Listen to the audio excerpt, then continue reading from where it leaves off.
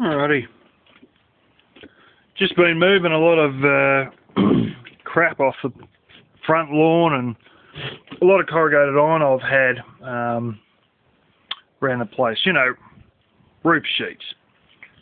I've had them sitting around here ever since I built the laundry there. And I had polystyrene over there, like the insulation panels, the cool room panels. I've been moving a lot of those. I've still got one sitting there. It's actually got plywood on the bottom of it, and yeah, got to bend some nails over and take that out. But the rest of it I've sort of stacked out there, most of it, and just got to chuck a few rocks on the top and whatnot. And yeah, a bit of wind going on here, so I hope it isn't stuffing the microphone up. Isn't that right, hey? Yes. Anyway, you want to hop up, do you? Yeah? Come on, hop up. No? Too high? Okay. Anyway, long and short of it is, I wanted to talk a bit about some of this YouTube is my job crap that I've been seeing. And, you know, some of the ridiculous things that go on in regards to all that. Now, as you know, there's some people out there, you know, PewDiePie, Gina Marbles, people like that who can make an amount of money on YouTube. Not a huge amount. You know, I was sort of surprised that, well, PewDiePie, he bought a house, apparently it was too expensive and he had to basically give it back to the bank or whatever and you know, have it resold off because it was more than he could afford. And then when he shows himself getting a new car, I look at it and it's like some little Nissan from like about 98 or 99. I was like, holy smoke, like this is about 2 or 3 years ago. And I'm thinking to myself, God damn, like I could afford one of those with 1 week's pay while I'm working 3 days a week. So basically 3 days pay, I could afford a similar thing, you know. And you sort of look at this, and this guy's one of the biggest names on YouTube, and the car he's buying is equivalent to what I can make in 3 days? I mean, come on, you know, honestly. Plus, more recently, there's the whole, you know, demonetization thing and the whole thing of not advertiser friendly. And now they've got people who, unless you got a certain amount of subs and all this certain amount of views, you're not making anything. And, you know, I'll go outside because it's blowing a bit. I'll sit on the front doorstep here. But it's so funny how, you know, I remember someone going around, oh, we're going to get rid of all these, you know, trolls and the thises and the thats and you know, all these terroristic troll channels. What the fuck? Terroristic? Is that even a word?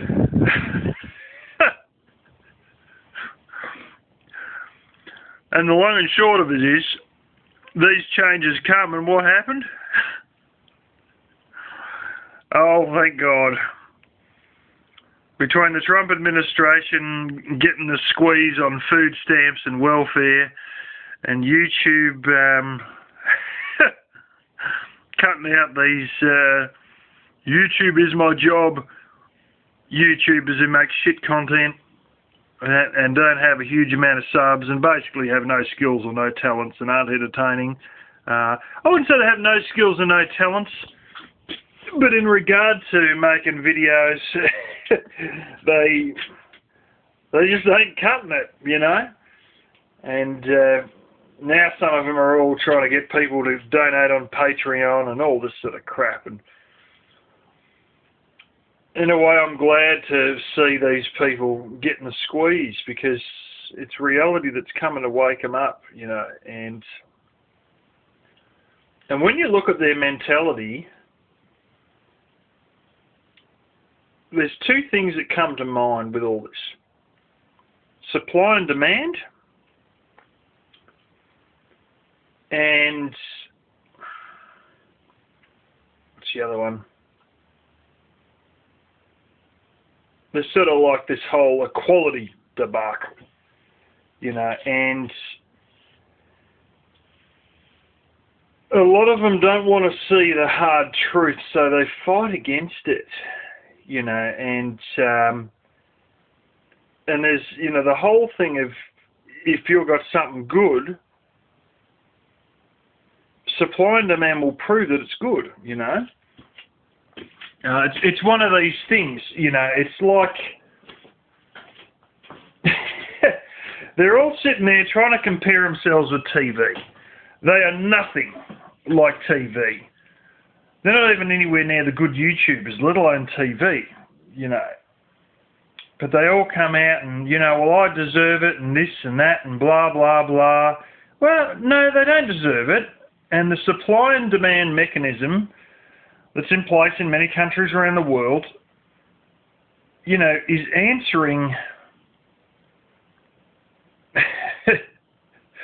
their question as to why they ain't getting enough money, and they don't like the answer. So then it's, you know, I deserve it and you should give it to me through Patreon. Then it's, I'm having trouble with trolls or this or that or some other bloody thing, or, you know, someone's doing something to sabotage me in one way or another, you know, and all this sort of baloney. And the reality is, it's a bit like you trying to sit up next door to McDonald's, and all you've got is a little fucking lawn chair, you know, one of the little fold-out chairs like the little blue one that I usually sit on out there. You know, you're sitting on a little fold-out chair, you got a few bricks and a couple of sticks burning and a frying pan with an egg flip and a steak knife and some roadkill. And you're trying to sell this roadkill next door to McDonald's. You might be sitting, you know, some of these people are arrogant enough that they would actually be lighting the fire, you know, somewhere in the frickin' parking lot of McDonald's, you know, and probably cutting down their garden to try and fuel the fire. And then they're complaining that it's unfair, and well, they serve cooked meat just as well as McDonald's does, you know, so they deserve money. Well, no, you're not McDonald's. It doesn't taste good, come in a bun, have sauces, have polite staff, have, you know, a roof you can sit under when it's raining, and it's not just roadkill that's been cooked up on a frying pan sitting on a few bricks above an open fire. And no matter how much you pretend you're McDonald's, you are not. And the consumer, and henceforth supply and demand, has decided that you are not McDonald's. So therefore you're not going to make the money that McDonald's makes. But regardless of that, they're going to wail and argue the toss that I should be and I deserve it and blah, blah, blah. Well, you know, you might be smarter than Stephen Hawking in your own mind. You might be better looking than Brad Pitt in your own mind. But the market has decided otherwise. Face facts, you know. It's all supply and demand, you know, and they're demanding that they get a quality of somebody who has skill, has talent, is entertaining and puts in a real effort, versus these people who, you know, for all intents and purposes, it's a cop-out as to why they shouldn't go and get a real job. And it's YouTube is my job, and they've decided that their job is YouTube. Now, this is, like, it's amazing, as one person said, you know, in the comments on some channel I was watching, it's amazing the effort these people will go to avoid getting a job.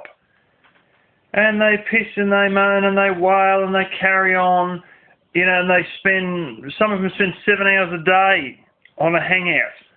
You know, some of them put every thought and every movement on YouTube or, you know, Twitter or Facebook or whatever, you know, and in most cases here we're talking YouTube, you know, but they put every thought and every movement that they do, you know,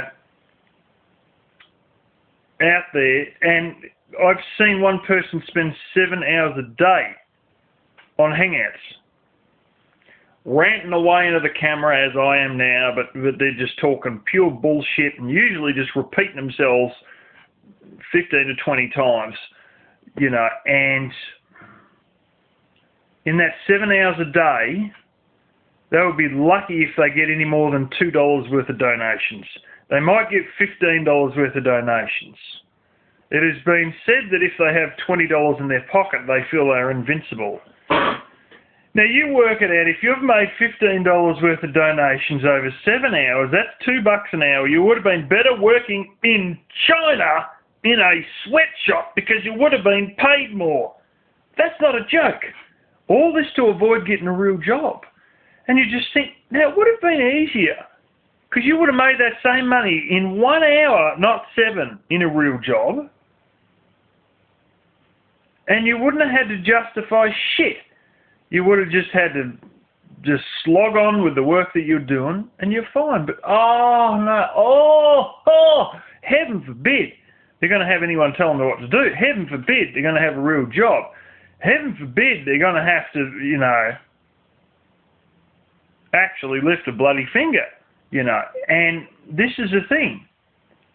So many times it is just purely a cop-out because they don't want anyone to have to tell them what to do.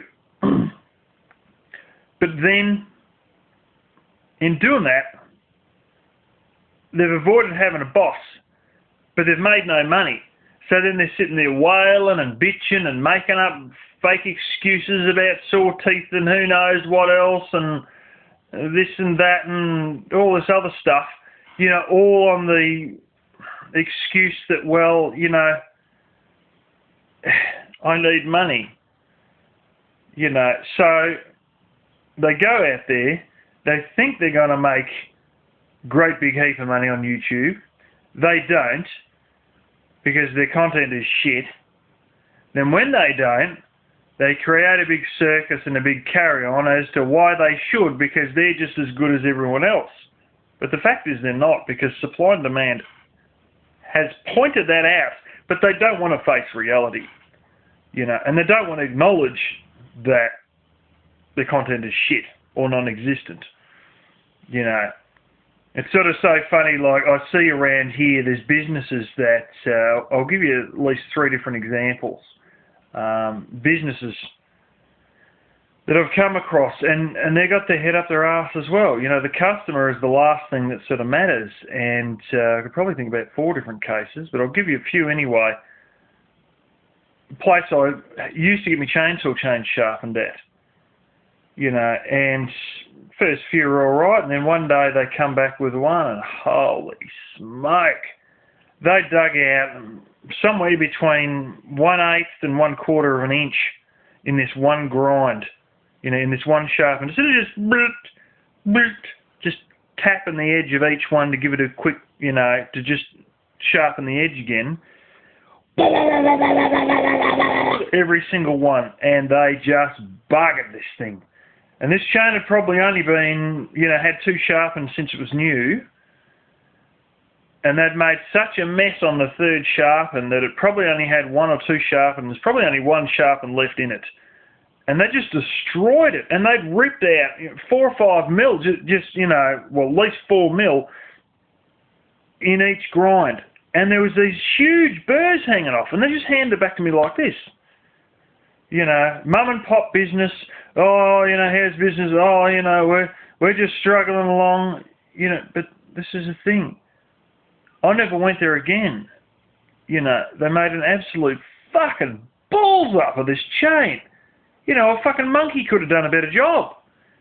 You know, and, you know, oh, we're professional, we know what we're doing. You go in there, you know, payment must be made in full, all these signs up, and all this other bullshit, trying to, you know, all these comics they'd freaking printed off the internet that, you know, if you ask a question, the answer's going to be the same the first time as when you ask the question the second time. All this arrogant sort of schmuck that they know better, they ain't going to take no for an answer. You've got to do everything according to their way, and we know and you're stupid. You know, all that sort of stuff. There's probably at least 8 of these things up. 8 to 12 of these things up.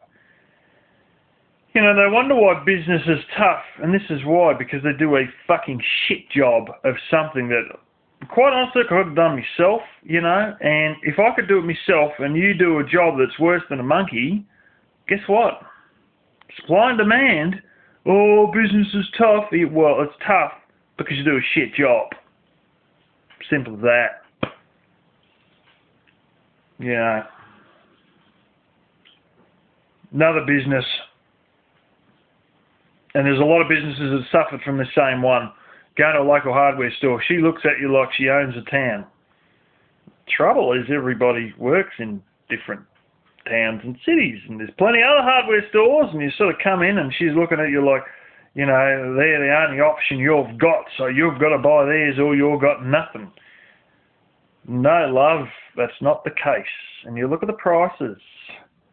And, you know, from one owner who was having financial troubles, he actually let all the inventory pretty much run out. So you go in there, half the shelves are empty, literally, and everything that's there is more than double the price. Oh, well, you know, we're the big ones, they're going to have to buy from us, da-da-da. And you got this woman looking at you like she owns the town or something. No, let's go somewhere else. Supply and demand.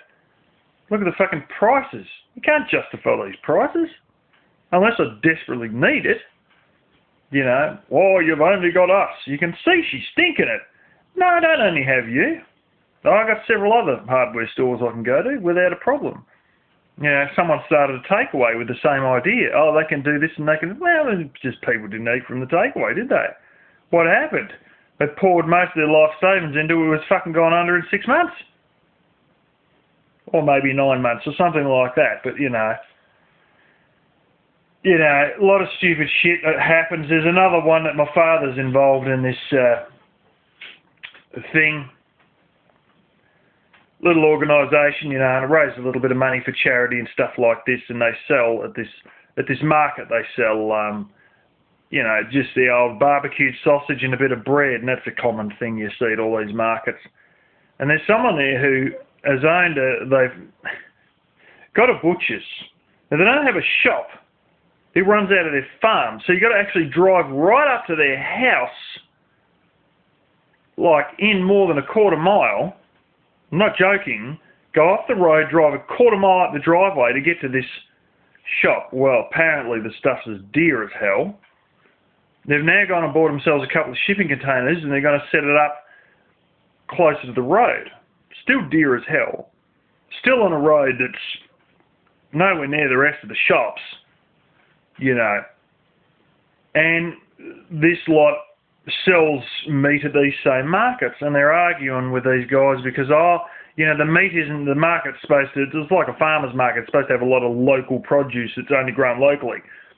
And they're saying, well, our meat is slaughtered locally, you know, it's butchered locally, so therefore, you know, we're entitled to be in this market, and they are, but then they're having to go at me father's, you know, group that he's in, cooking up these cooked sausages and bread. Now, you tell me, you know, oh, they got meat that isn't necessarily from this area because they buy it from the supermarket, you know, and they're sitting there sort of saying that, like, basically, you know, that meat is not grown from the local area, therefore they shouldn't be selling it, and they want them removed from this market because they believe they're losing business. I'm not joking. Are people going to buy a uncooked steak and eat it on the spot? No, they're not. And a cooked sausage and a piece of bread with some ketchup on top that can be eaten right now is not competition, because nobody's not eating that over a refrigerated uncooked steak, you know. But they're trying to fight for a market that they don't have. They've got no one, and they're so damn expensive, more than double the price that you buy it anywhere else, that nobody's buying.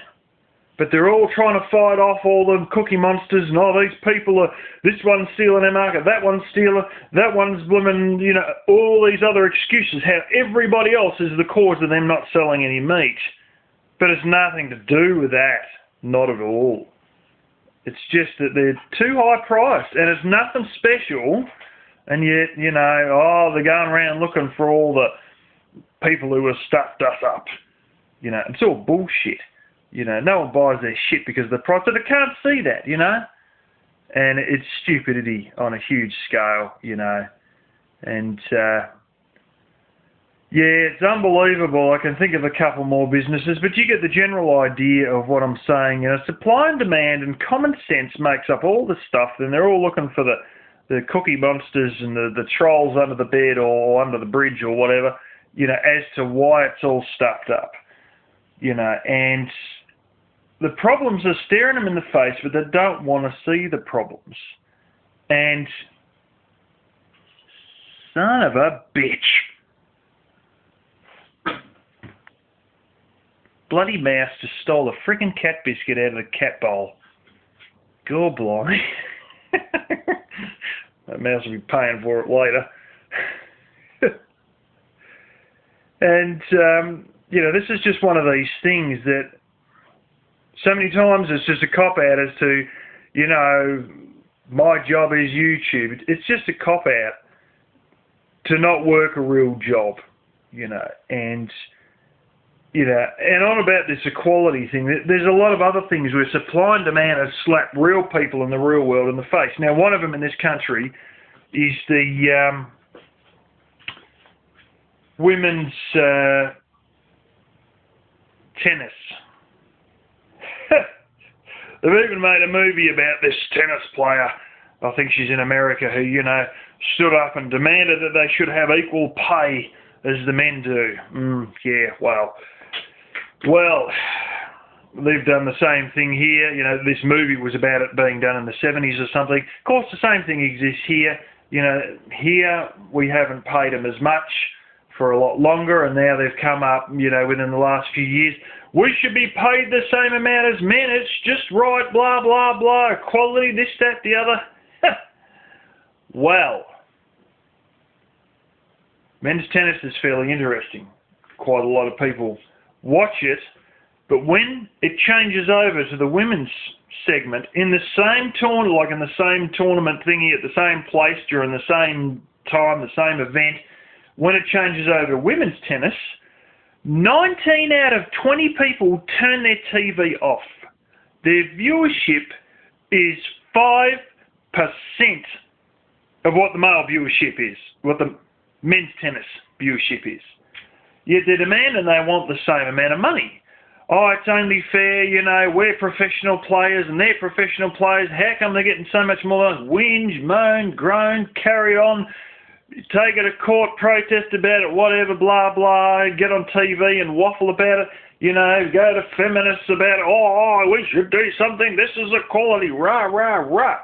So, you know, in essence, what's either happened already or is going to happen, and I believe it's probably happened already, is they cut the shit out of the men's pay to make up for the women's pay.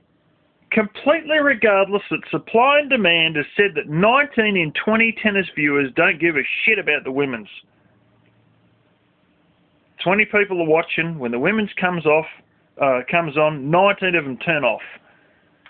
And regardless of that, they expect the same pay. They have 5% of the viewership, 5% of the audience, yet they want the same pay. So in effect, what's got to happen is they've got to take rightfully earned money off the male players to increase the pay of the female players that no one's watching anyway. Now, if this was the real world, which it isn't, because a lot of the world today has diverged from the real world and has gone into this, fantasy of entitlement and equality that's not based on supply and demand. It's one of these things, that in essence, players who earn the pay because of their high viewership have to lose pay to, make up for someone who's not even being watched.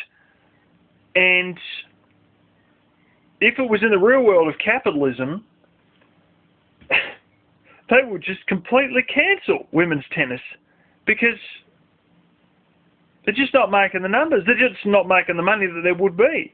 They'd probably try and double the amount of male players and scrap all the female players altogether. Just game over, And this is the thing, but this is the path they go down of, I should get it because I deserve it. Stuff supply and demand, stuff the do a good job and get the right pay. Like Trump said to that girl, you'll get the same pay if you do as good a job.